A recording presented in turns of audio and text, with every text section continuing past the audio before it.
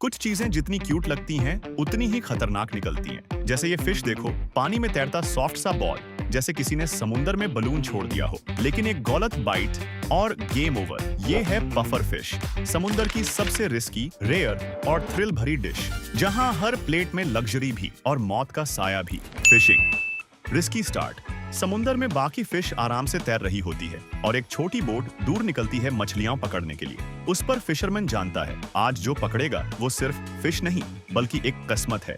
आज या तो जैकपॉट लगेगा या ज़ीरो। पफर फिश पकड़ना आसान नहीं। ये फिश छुपी रहती है, सेंसिटिव होती है और हर बेट पर रिएक्ट करती है। तेज स्विम करने वाली फिश तो आसानी से पकड़ ली जाती है और वो आम सी फिश नेट्स में आ जाती है। लेकिन पफर फिश, ये तो समुंदर का असली माइंड गेम है। फिशरमैन अपने हाथ से छोटी फिश को क्यूब्स में काटते हैं, सॉल्ट लगाते हैं और तैयार करते हैं 48 किलोमीटर लंबी फिशिंग लाइन। उस पर लगे होते हैं 20,000 शार्प हुक्स। एक छोटी सी गलती और पूरी मेहनत वेस्ट। लेकिन अगर सीजन लकी निकल गया, एक ही कैच फिशरमैन की पूरी जिंदगी बदल सकती है। पफर फिश का मांस सॉफ्ट, व्हाइट, स्वीट होता है और हाई एंड रेस्टोरेंट्स में गोल्ड जैसा कीमती समझा जाता है। Farming semi wild science. समुंदर से पकड़ी जाने वाली मछलियां काफी नहीं, क्योंकि डिमांड इतनी ज्यादा है। इसलिए डिमांड को पूरा करने के लिए जापान ने सेमी वाइल्ड फार्म्स डेवलप किए। ये फार्म्स न पूरी तरह इंडोर न बिल्कुल वाइल्ड, बल्कि एक परफेक्ट बैलेंस जो फिश को फ्रीडम भी देता है और कंट्रोल भी। सब कुछ शुरू होता है हैचरीज से। ब्रीडिंग सीजन में फार्मर्स बहुत केयर से फिश के बेली को प्रेस करते हैं, एग्स और स्पर्म कलेक्ट करते हैं। जरा सी भी गलती से फिश शॉक में आकर मर सकती है। एग्स स्पेशली फिल्टर्ड सी वाटर वाले टैंक्स में रखे जाते हैं, जहां ऑक्सीजन लेवल, टेम्परेचर, पीएच सब कुछ ऑटोमेटेड सिस्टम्स मॉनिटर करते हैं। यहाँ हर चीज परफेक्ट रखना जरूरी है, क्योंकि ये छोटे एग्स फ्यूचर की लग्जरी फिश हैं। सिर्फ 3 से 7 दिन में फ्राई हैच होते हैं, यानी छोटी छोटी बेबी फिश पानी में आ जाती है।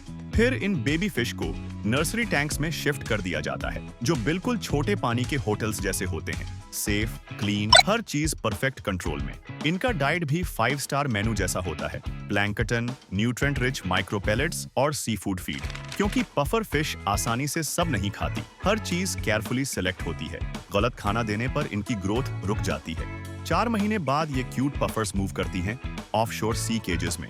ये केजेस इतने स्ट्रॉन्ग होते हैं कि स्टॉर्म्स भी नहीं तोड़ सकते। यहाँ फिश सेमी नेचुरल हैबिटेट में ग्रो करती हैं। ज्यादा स्पेस, थोड़ा नेचुरल एनवायरनमेंट और नतीजा मीट और टेस्ट दोनों और बेहतर। The tooth trimming. Cute but deadly. Puffer fish cute तो है, लेकिन इसके पास छोटे मगर डेडली टीथ हैं। अगर टीथ ट्रिम न किए जाए तो ये नेट्स को काट सकती है, दूसरी फिश को घायल कर सकती है और पूरे फार्म में केओस पैदा कर सकती है। इसीलिए फार्मर्स स्पेशल प्रोसीजर करते हैं। फिश को केयरफुली पकड़कर स्पेशल प्लायर्स से टीथ ट्रिम किए जाते हैं। ये काम बिल्कुल डेंटिस्ट जैसा है। ये स्टेप वाइल्ड किलर फिश को कंट्रोल्ड लग्जरी डेलिकेसी में बदल देता है। स्ट्रेस फ्री हैंडलिंग, फिश की सेफ्टी और मीट क्वालिटी के लिए ये बेहद जरूरी है। Harvest, the critical moment. 18 से 24 महीने बाद फिश हार्वेस्ट के लिए तैयार। इसका वेट 1 से 1.5 किलोग्राम। स्किन स्मूथ और बेली क्रीमी व्हाइट होती है। हार्वेस्ट भी आसान नहीं। हार्वेस्ट सॉफ्ट नेट से किया जाता है ताकि फिश स्ट्रेस न ले। जरा सा शॉक, फिश बफ और हैंडल करना मुश्किल। फिश लाइव ऑक्सीजनेटेड टैंक्स में जाती हैं और लाइसेंस्ड फैसिलिटीज तक पहुंचती हैं। यहाँ हर वर्कर के पास फूगू लाइसेंस होता है। ये लाइसेंस हासिल करना आसान नहीं, सालों की ट्रेनिंग और एग्जाम्स के बाद मिलता है। Toxin removal, the life and death step. अब आती है वो खतरनाक स्टेज। पफर फिश का पॉइजन टेट्रोडोटॉक्सिन साइनाइड से 200 गुना ज्यादा स्ट्रॉन्ग होता है। ये पॉइजन ज्यादातर लिवर, ओवरीज, इंटेस्टाइन्स और स्किन में होता है। लाइसेंस टेक्नीशियंस सर्जिकल प्रिसीजन से टॉक्सिक पार्ट्स अलग करते हैं। डॉर्सल मसल केयरफुली क्लीन किया जाता है और फिर आइस या वैक्यूम पैक में सील किया जाता है।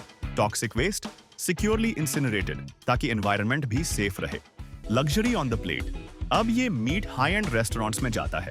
शेफ्स इसे पेपर थिन स्लाइसेस में प्लेट पर अरेंज करते हैं, अक्सर फ्लावर की शेप में, जैसे डेथ को ब्यूटी में छुपा दिया गया हो।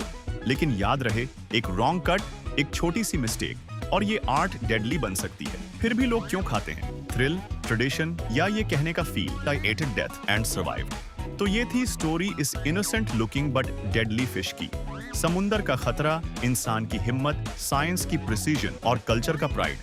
अगली बार कोई पूछे एडवेंचरस खाना खाया है कभी, बस हंसकर कहना पफर फिश ट्राई करके देखो।